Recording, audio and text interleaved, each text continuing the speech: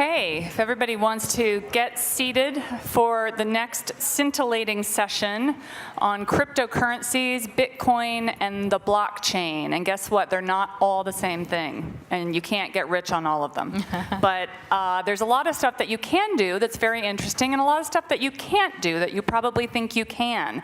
And one of the reasons I was very interested in doing this panel is I think that in the technology sector right now, there's either a sort of a love or hate relationship with blockchain and the idea of a decentralized technology that can solve all the ills created by the big platform firms or by large companies. So we're here to kind of untease all this, debunk the myths, tell you what really matters about blockchain. And to do that, we've got a really awesome panel, and I'm just going to introduce both of my panelists briefly. Neha Narula is at MIT Media Lab. She is working on a number of fascinating research projects to do with the blockchain. She's going to be giving a presentation showing us a few slides about what this technology really is so we can be kind of all on the same page. And then to her right, Kai Stinchcombe is an entrepreneur, serial entrepreneur actually, like all people from Stanford, doing currently TrueLink Financial, which is a financial services company for people with cognitive issues. So he's going to be a little bit of the negative side, the dark side of the blockchain and what maybe it can't do. So with that, Neha, I'm going to ask you to stand up and give us a few minutes about what this product really is. Great, thank you. So this is a stone. This is a rock. It's actually a form of currency that was used in the 1900s by this culture called the Yap. They didn't, carry these around in their wallets because these stones were about 12 feet wide, but they formed sort of the essence of their monetary system. They kept track of who owned what stone. This is a British pound, and this is a dollar. And, we've used all sorts of representations for money over the years. Stones, coins, dollars. Now, the thing that's really important to note about these is that it's not the case that any of them really has some particular inherent value. Money has value because as a society, we've decided it should have value. That's how these things work. So this is actually the world's oldest stock share. It's from 1602, and it's from the Dutch East India Company. Now, the Dutch East India Company was the world's first truly multinational corporation, and that was in part because they were able to raise money from the public. And that money financed this incredible expansion. The Dutch East India Company went everywhere. They brought back cinnamon and spices and gold and all sorts of things from around the world, and they were a truly great company. So public equity, raising money through the sale of issuing shares, is an incredibly powerful tool.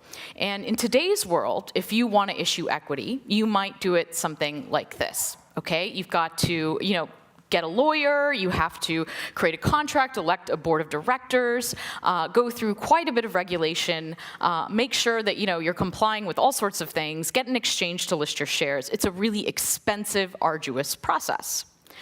Now, what we're seeing today with the advent of cryptocurrencies and blockchain technology is, I think, a really novel new way to think about finance and to think about financing productivity.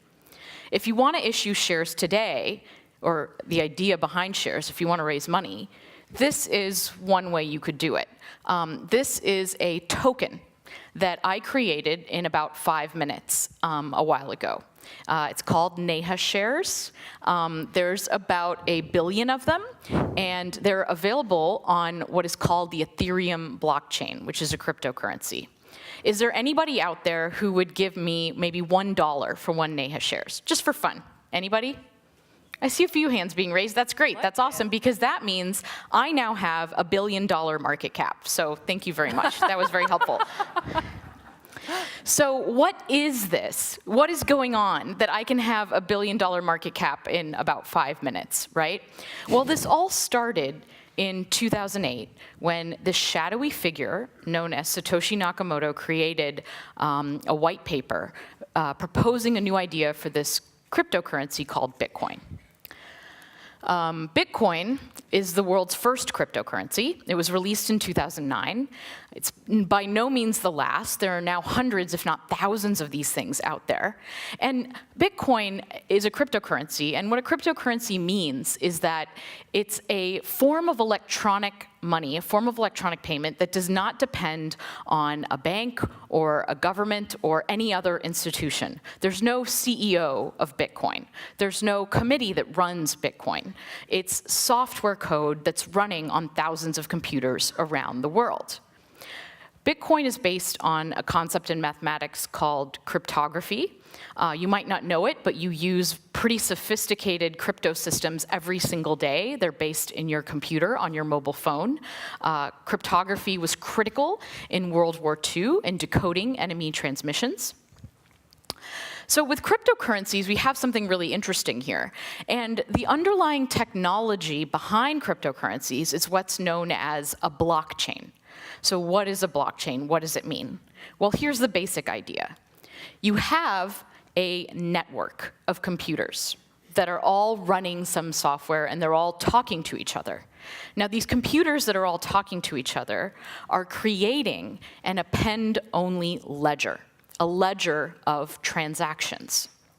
Now, what this ledger is a bit more special than other types of ledgers because these computers are all working on it together, and they're using cryptography to secure the ledger. So you can tell exactly who created what transaction, and you can ensure that they consented to it. You can use the properties of mathematics to make it so that it's very, very difficult to hack this ledger. Now, on top of this ledger, you can construct a view that's basically an auditable database. It's a slightly more secure database. It's this database that was created by these computers all running this software together. Okay, great, but what do you do with this? We've heard so many stories about blockchains and how they're gonna revolutionize all these different fields, from healthcare records to energy, even beyond finance. Well, I think the right way to think about what this technology can do is using sort of the following analogy. Let's think about the internet. So how do we use the internet? What did the internet do? Well, the internet completely changed the way that we work. It changed the way that we communicate with our families. It even gave us cat photo memes. It changed the way that we think about humor. And the reason that the internet could do all of these different things is because the internet is a platform. It's a set of open protocols on top of which we build all sorts of different kinds of applications. The internet really changed the way that we transmit data, that we think about how information is shared. And in my group at MIT, we see this technology, cryptocurrencies and blockchain technology, as doing for value what the internet did for information. So to dive into that just a little bit, the internet is based on this series of open protocols. At the very bottom layer is the way that two computers talk to each other, called Ethernet. And then there's a sequence of protocols on top of that. And at every protocol layer, there was a company that was created that took advantage of that layer and really created a lot of value and a lot of use out of it. But I don't know if you can see the dates on here, but what we've got is about 20 years of time spanning the first protocol, the bottom one, to the top one. It took decades for the internet's technology to really develop and to become what we know of it today. Now, the way that we see this technology, cryptocurrencies, is like another layer on top of the internet. It's a layer for moving around value. And it's not just about payments. This is really the internet of value, and that means contracts, financial instruments, equity, derivatives, and exchange. I want to close this sort of brief thing about this quote from this man, Clifford Stoll, from 1995. So this is from Newsweek magazine, and Clifford is expounding about the future of the internet, the future of the web. So what Clifford said was, baloney.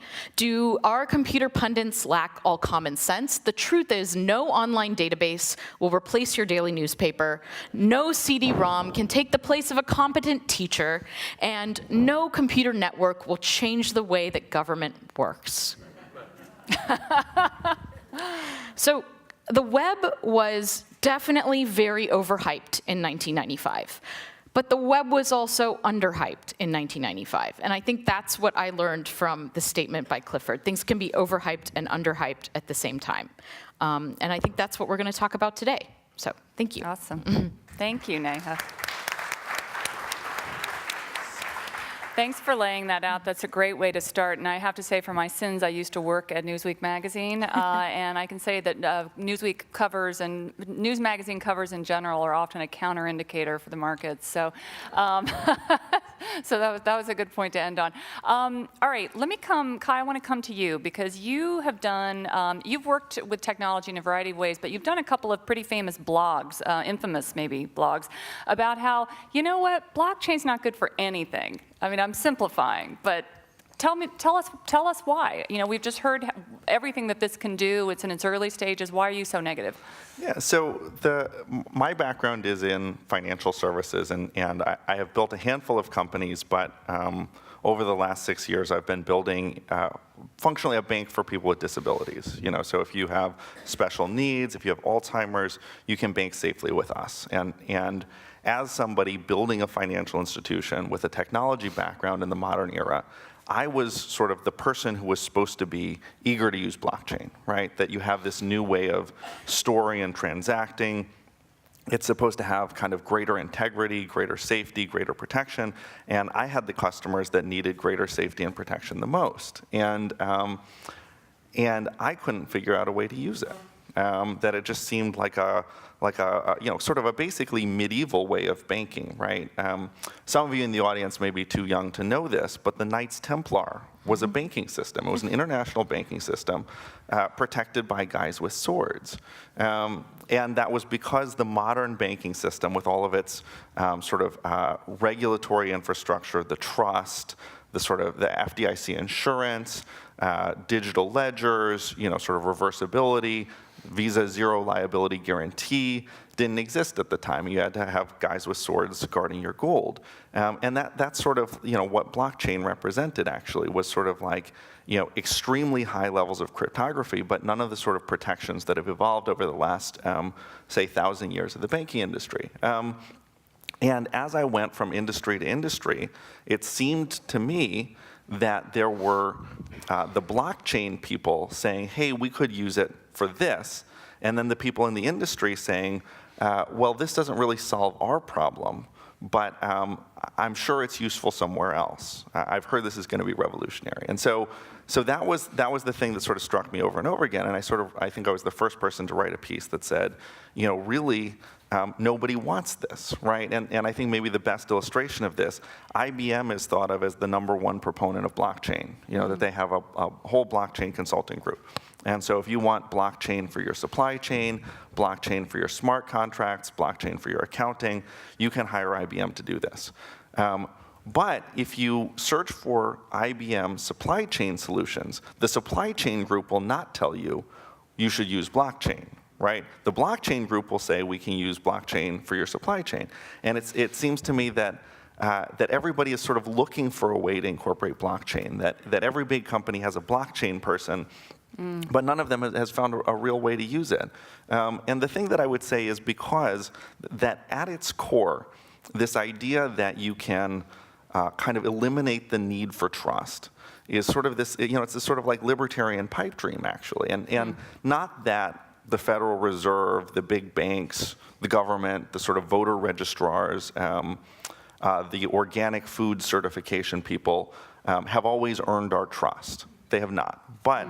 But you might reasonably say, how do we improve these institutions rather than hope to replace them with cryptography that eliminates the need for trust? Okay, so that's interesting. Let me pick up on the idea of big versus small and centralized versus decentralized, because this is what I hear from a lot of folks that are interested in the blockchain. They say, well, the internet itself used to be more decentralized. Now it's very centralized. There are these major gatekeepers, platform tech firms. Many of them are, considered by some to have unfair monopoly power. This is a way to shift that. This is a way to to create more sharing within the digital ecosystem to the extent that you can own IP or contracts or copyrights at an individual level. Neha, what do you think about that? Yeah, I think that's a really interesting point. And just to connect it back to what Kai was saying, I actually 100% agree with almost everything that you said, Kai. I think, the really key idea here is that, it takes decades for technology to really become usable by people and for it to sort of mature and to get baked. And I still think we're very early days. But I think that there is tremendous promise, especially in the area that you spoke about. And I don't know how many of you were in the social media panel this morning, but something that's been getting a lot of attention lately is applying this technology to social media platforms like Facebook, and thinking about how to put users more in control of their own data.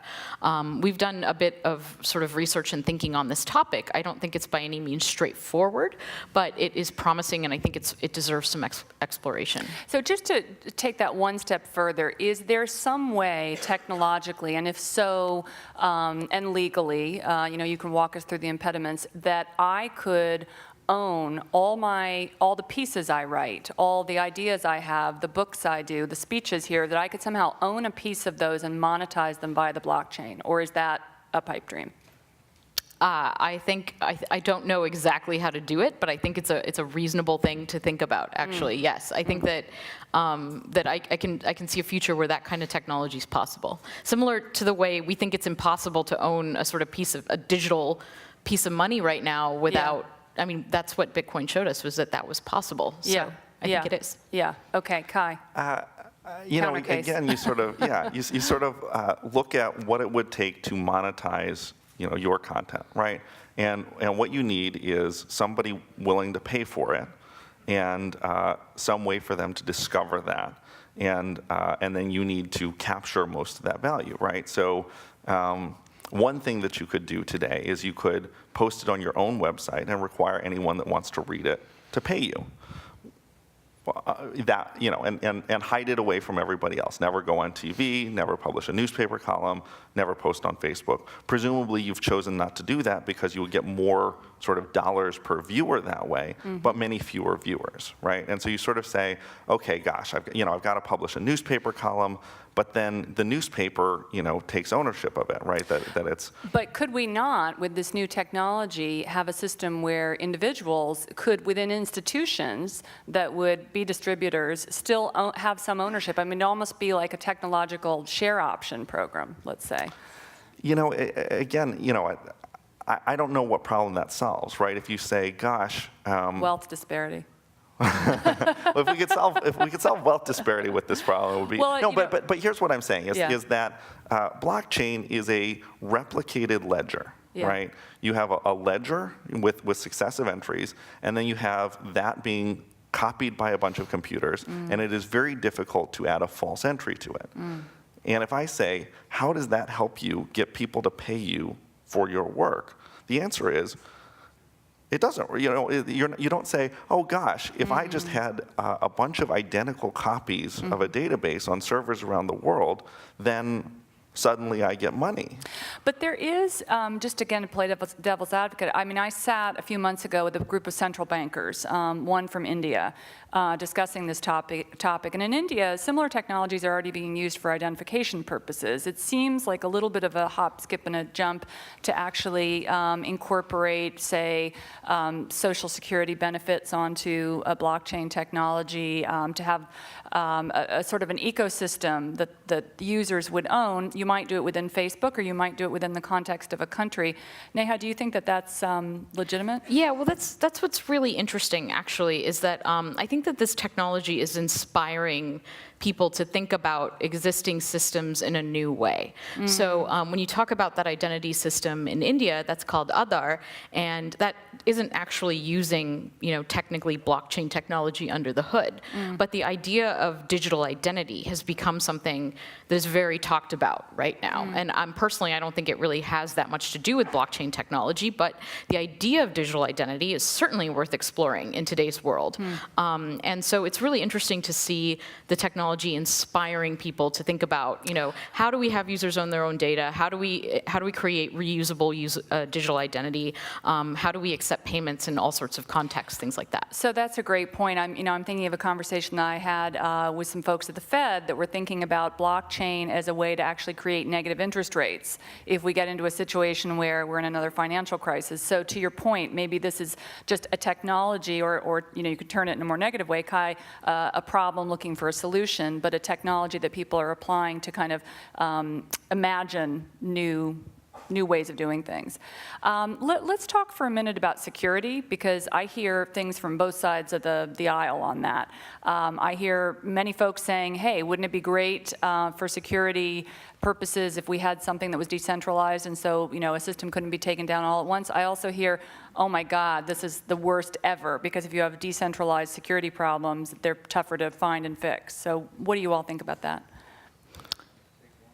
Well, I guess, my view, not that anyone is particularly good at security. I mean, security is tough, but let me ask you this. Raise your hand. Has anyone ever downloaded or used a piece of software that had a bug in it?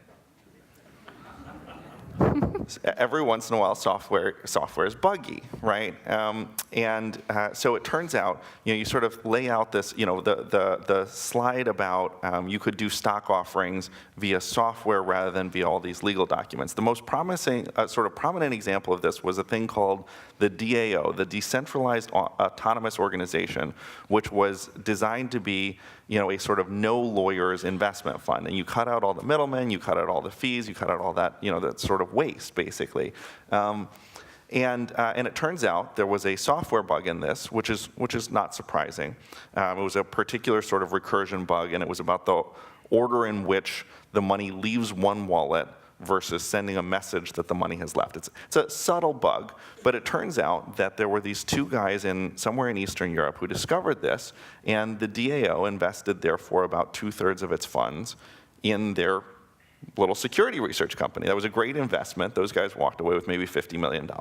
And then you sort of say, well, gosh, I wish we'd had the lawyers involved, because, that sounds like that's sort of like really what the lawyers are for, is do we decide that this was a correct interpretation of the contract? The contract was written in software, therefore that contract is correct. And there was this whole argument about it, and it turns out that even the most diehard crypto advocates want to argue about what the software is supposed to mean. They're really they're sort of like not that good lawyers, right? They're trying to write legal contracts in software, and it's tough. It's really tough. And I think security is a similar problem, where you sort of say, how do you secure a bank account? So of the top Bitcoin exchanges, sort of 3 successively have been hacked and lost customer funds, right? Right now, there's a very good one, Coinbase, that hasn't yet been hacked, right? But you sort of imagine, suppose like Wells Fargo, Bank of America, and Citi had lost like maybe 1/3 of their customers' money in the last decade. Would you say, man, that is a great system? It's just really, really bad. Do you want to jump in on security? Yeah, definitely. I think that's a really interesting point to make. And the way I look at it, I think that the investment and funding in this space has just outpaced where the technology actually is. I do have faith that the technology will get there. And in fact, if you take a look at things like Bitcoin itself, the protocol has never been hacked. What has been hacked were exchanges and companies that were built on top of Bitcoin, that were using Bitcoin. But the actual underlying layer of it itself has withstood 9 years of people sort of banging on it and trying to attack it. It's a many tens of $1 billion honeypot, and it hasn't been hacked. Some of the sort of sketchier, worrisome exchanges have been hacked. And so, I really think this technology is just going to take more time to develop, and it's going to take time for these companies to develop best practices on top of what is a very different type of infrastructure than what they're used to. It doesn't mean that the infrastructure is broken per se. It just means there's a lot of learning left to do. Before I open it up to questions, let me ask you just one kind of follow-on from that. How should we be thinking, given that there is so much speculation in the space, the bubble of Bitcoin, et cetera, how should we be thinking about regulating these technologies, protecting investors? It's early days. You don't want to do something blunt, and yet, there are clearly bubbles brewing in this space. Yeah, so I think that there's so much speculation happening right now, and that's what's really different about the way this technology is developing as compared to the early internet technology that I had up there on that slide. So in the 70s and 80s, people weren't really looking at the internet. They didn't realize Google and Facebook were going to happen, right? They, they saw it as sort of this thing for scientists and engineers to send emails back and forth. And it wasn't until much later that people sort of saw the promise of the internet and saw that there was a huge amount of money to be made. That's not what's happening in the cryptocurrency space. It's been about money since the beginning. And there are hundreds of billions of dollars that have been invested in these tokens, which are essentially meaningless. They're ones and zeros. And a lot of different companies and startups are promising the world, and it's very unclear that they're going to be able to deliver. So I think the space is very unsafe at the moment. A huge amount of what's out there is probably going to fail. It's very interesting to see what the SEC and the CFTC are doing. They've taken a pretty lax attitude, in my opinion. They have said, a lot of these people who are issuing, don't buy Neha shares actually, because you'll probably be in violation of SEC rules. So I'm afraid I can't actually sell them to you. But they have said that everyone issuing their own token and fundraising in this way, it's probably a security, and you should comply with security regulations. That said, they have also sort of grandfathered in some of the older cryptocurrencies that did this, Ethereum in particular. So it's interesting to see what they're doing. They're not being as strict as I would have expected them to be. Interesting. Kai, do you want to comment at all on this? Yeah, just sort of a thought on the overall space. On that, the topic of is this the internet, right? Somebody posted that same quote on my sort of famous blog post now about sort of is this are people underestimating this the same way they underestimated the internet, the naysayers? And it's so funny because there were two responses, right? One person said, suppose the internet was useless initially and now became the internet. Many things that have a high level of impact seem useless at first, but does that mean that most things that seem useless become the internet? But it's interesting because actually the more interesting response was one of the early internet pioneers actually posted on this article, and he says, when we made the internet, we wanted a better way to share files and send messages. And day one, it was a better way to share files and send messages. And so seeing, Bitcoin having been around for almost a decade, it's not the best way to do anything yet. And so his view, it was sort of interesting. It was sort of like, the analogy to the internet. I mean, you could sort of say, Neha coin could be the internet, in which case it's worth much more than $1 billion. But maybe it's not going to be, Great point. And just to respond to that really quickly, I please. totally agree. The risk is what makes it so exciting, right? Absolutely. And it's also definitely the case that, I have heard stories about people really using this and it really making a difference, usually with cross-border currency exchange. That is the major place where there's actual use happening. There's actual people saying, I'm using it, and it's making my life better. And my hope, to your point about sort of inspiring, I think the ledger is a earth-shatteringly useful technology. A ledger is, that is amazing. Like, think about what your life would be like without ledgers. Yeah. And that if the sort of interest around distributed ledgers creates more interest in ledgers, then that is really, really interesting. So thinking about remittances, for example, the remittances industry for people sort of working abroad and sending home money to their families, it is rapacious the way that these families are being fleeced. And if blockchain means that there are well-funded remittances companies competing with these terrible, terrible financial institutions, that is amazing. And I think those companies will probably end up kind of abandoning blockchain, but more power to them. I hope they succeed. Interesting. Neha, let me ask you one follow-up, because you've put me in mind of something. The idea that there's interest in cross-border transactions. Do you think, as we enter a world in which there's certainly more friction in global trade, globalization in general, you might see, you already have seen capital controls in certain countries, you might see more of that. Is this going to be a hack? Yes, I think so, absolutely, and it already is. So I think what you're talking about are sort of in places where we're seeing massive capital controls and hyperinflation. This is a means for people to put their money into a different instrument that is sort of at the moment, it's not very easy to control. So we're seeing that in Venezuela. We saw that in Greece. We saw that in the Ukraine. It's very interesting, and I think it definitely sort of passes your test of something that you couldn't do before, right? It's basically violating countries' capital controls. So that's, it also falls under the realm of being illegal. But at the same time, I arguably, when you look at what's happening in Venezuela, I think it's a total travesty, and it doesn't there's really a matter lot what's that's happening that's illegal. Illegal is not always wrong. Exactly. Illegal is not always wrong. So, but more importantly, whether you want to argue about whether this should be happening or not, it is happening, and I'm pretty convinced it's unstoppable. And so we need to think about what the world is going to look like as this becomes more and more prevalent. Fascinating. All right, let's open it up to questions. We've got a couple mics over there if folks want to stand up, and we'll start on this side. I have a technical question. When an entity issues a token, assuming it's not a mining operation, what happens to the proceeds from that offering? That's a great question. If you don't mind if I answer it. If an organization, a foundation, or a company issues a token and they collect money for the issuance of that token, they get to hold the money, basically. They refer to it as a pre-sale, an initial coin offering, an ICO, a token sale. Sometimes they call it a crowd sale. And if you're doing such a thing and you're offering these tokens to the general public, then Jay Clayton has informed us that he will be coming after you, and that is a securities offering. Okay. But when you say they hold the funds, what does that mean?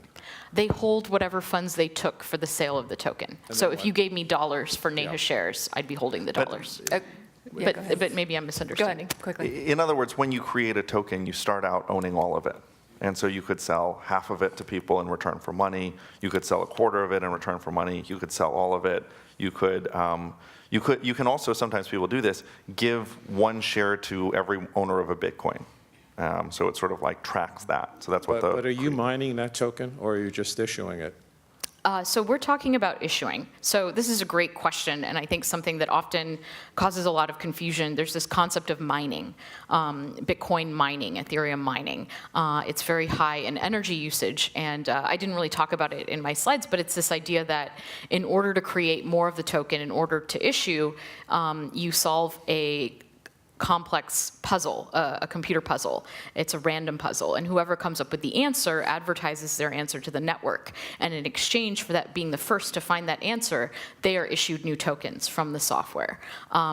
So when we think about cryptocurrencies like Bitcoin and Ethereum, this is how they're issued today.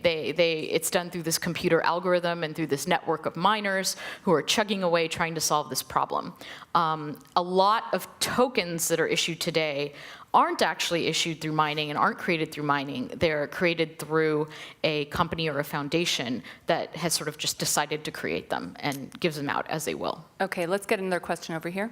Yes, all of us are familiar with the process that when you sell a security, it goes through a 48-hour clearinghouse process until it's completed. And yet with blockchain, I think that's accurate that the promise is, because of what Kai said, the distributed ledger, that you could have almost an instantaneous process of not having to wait 48 hours. If you look at healthcare, how do you think about healthcare in terms of the possibility of blockchain? Here you have a $3.5 trillion industry, $900 billion of estimated waste, fraud, abuse, misuse, things where middlemen are inefficient. How do you think about blockchain's possibility in being able to go in and eliminate a lot of that middleman inefficiencies? You want to take that? Yeah, the thing that and again, this is sort of sitting in Silicon Valley as a person who's able to write software. Very often, people in Silicon Valley looking out at the world able to write software look at all these people and sort of say, well, they're a bunch of useless bozos, let's just replace the whole thing, right? And so you look at the lawyers who write the documents to create venture funds, and you say, let's get rid of that, let's just do it with software, and then it turns out the software is buggy and you lost your venture fund. People say the same thing about Visa, right? And you sort of say, okay, if you switch from a Visa transaction mechanism to blockchain, it's almost like, would you be willing to give up your frequent flyer miles in return for losing also the ability to dispute a transaction? And many people would say no, right? If you look at the middlemen in the healthcare industry and kind of what are they doing, it's, some of it is just people skimming profit because of the barbaric privatized healthcare system we have in the United States. But in a lot of cases, it's sort of like a claims reviewer, somebody who's sort of like trying to adjust, make sure that you actually got the payment. And they're doing it on purpose this way, right? So I believe that software can make almost any industrial process more efficient, but using one database versus another, I think that is very unlikely to help. And actually, if you look at the inefficiencies, often they're sort of structural and on purpose, right? So you say, why does the insurance company wait 90 days to pay your claims? It's not because they couldn't figure out how to do it faster. It's that they want to keep your money for 90 days. They want to make it a pain in the neck. Okay. Question over here. Yes, for Neha. Voting. There's increasing focus on using blockchain for unhackable and fraud-free, if there is much fraud going on, voting. Given the discussion about security and hacking, how close are we? And is public funding going to be required in order to advance that world, because it ain't coming the way it would in areas where the financial sector is involved? So that's a great question. Actually, there has been a lot of interest in using blockchain technology for electronic voting, and this is something that I'm actually extremely concerned about. I think this definitely falls into the overhyped bucket. Electronic voting is something that we've been trying to do for decades, and there are it's such an important thing to get right, especially in lieu of the election hacking that's been going on. We need to be very careful with it. Blockchain does not mean unhackable. Those are not sort of synonymous things. And especially in an electronic voting system, you've got the computer you're voting on, the software, the operating system that's running, the internet connection, let alone the actual electronic voting protocol. There's a professor at MIT that I work with quite closely. His name is Rana, and he's the inventor of several important pieces of cryptography, and his passion is electronic voting. And he's also really concerned about this. So I think that maybe, really far down the line, the idea of a public ledger to post sort of voting commitments on might be a helpful tool in obtaining auditable electronic voting elections, but I'm very concerned about the companies that are claiming to do this right now. Okay. Question here? Among the attributes that you've identified are anonymity, ability to conduct transactions without regard to political or geographic values. One of the subjects that's near and dear to all of our hearts is taxation. How are governments going to tax these transactions that people have? How are governments going to monitor who gets paid what and how, and who pays them? Who buys something, and who sells something. All those transactions right now are taxed in some ways, and that's how governments run. What's going to happen to it with crypto? Great question. Neha, do you want to take that? Yeah, so I think that the ability for government to tax its people is incredibly important, and the ability for government to have insight into the financial transactions that are happening within its borders and with its citizens is also really important. I think this technology definitely has the potential to make that a bit different, and regulation and our techniques for enforcing it are going to have to change. My group at MIT works on trying to use cryptography to actually help prove that you're complying with regulation, for example. So I think it's a complex problem that we're going to have to address, and we're trying to address it through software techniques. Just add one sentence. A friend of mine who does anti-money laundering made this observation. She said, if you invented cash today, it would be illegal. And I think almost anything you can do with blockchain, you can do with cash. And you sort of think about, how do people evade taxes today? They just transact in cash. And eventually, auditors show up. It's like you buy a too expensive home or something. and the money's coming out of the blockchain, and they say, how are you able to afford this? And There are a number of projects going on too, interbody projects, OECD, the IMF, the left-wing economist Joe Stiglitz has a group that are studying taxation and technology in this way. Okay, last couple of questions. So for Coinbases like Bitcoin, right, where they are issued by mining, right? My understanding is that the large-scale maintenance of the ledgers relies on the fact that there's a network of miners that have vested interest in making sure that you don't claim that you've created a false coin where you haven't. Yet simultaneously, right, one of the defining characteristics of Bitcoin is that there's a finite number. So what happens the moment the last one is mined out, and suddenly there is no longer a vested interest in maintaining that ledger through this network? Does the whole thing suddenly lose 99% of its value? Great question. So first I want to say that mining, we're still working on determining the economics of mining and how secure it really is, theoretically. So that's still being modeled, it's sort of an active area of research. With regards to your specific question, yes, with Bitcoin itself, there will only ever be 21 million Bitcoin issued. And so when the last one is issued, that won't be part of the reward that goes to miners any longer. However, miners also get rewards from transaction fees that people pay. So if you create a transaction, if I wanted to pay you, for example, I would also include a little bit of extra Bitcoin that would be marked as the fee. And that fee would go to whoever mines the block. So the idea there is that as the sort of reward from issuance drops, the reward from fees will have to go up. Interesting. Okay, last question here. Okay, thank you. This is very enlightening because I hear from friends who have either invested in a portion of a Bitcoin where their percentage goes up 5,000, down 5,000 day to day, and I'm thinking, why would anybody ever want to get into this? So the question, part of my question was just answered, that there are 21 million Bitcoins only allowed to, that will only be distributed. That was the first part of my question. How many Bitcoins are there, and how can all of us get in on a Bitcoin? Do we have to, how does that work, and what is the cost of entry to get the lowest entry point in?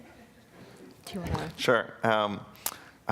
So the story, if you would like to buy Bitcoins, pick a Bitcoin wallet, for example, Coinbase.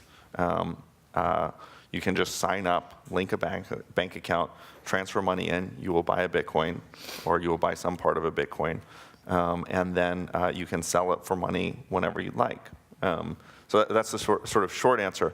The longer answer is, when you look at people who have made money on Bitcoin, the story is more money was flowing in than flowing out, which made the value go up. If at some point there is less money flowing in, or the money flowing in kind of dries up, it's sort of like like any kind of Ponzi scheme. The people that get in early make money. If you had got in with Bernie Madoff and then sold before anyone realized what was going on, you would have had these astronomical returns. And the point is, that's because people were putting in money faster than the money was coming out. But if it should come to pass that people stop wanting to put more money into Bitcoin, the value would drop relatively quickly. And so I would sound a cautionary note that Ponzi schemes are one of very few examples where you could say past performance does not suggest future results. All right, well, on that note, I want to have a show of hands. How many people after our session are more interested now in buying a Bitcoin than they were before? All right, Kai, you've done your work. Neha, thank you so much. Okay, thank you. Panelists, thanks for listening.